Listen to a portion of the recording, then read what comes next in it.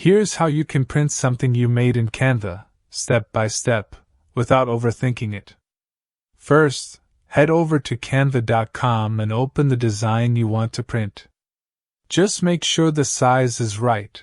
Something like A4 or letter size is best for printing, so double-check that before moving on. Once your design is ready, go up to the top right corner and click the Share button. Then hit Download.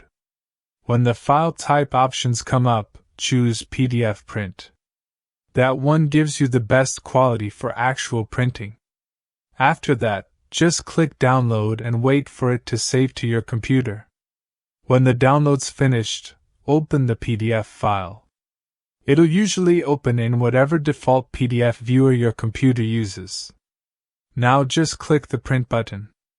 Pick your printer, check whether you want it in color or black and white, make any other adjustments you need, and then click Print again.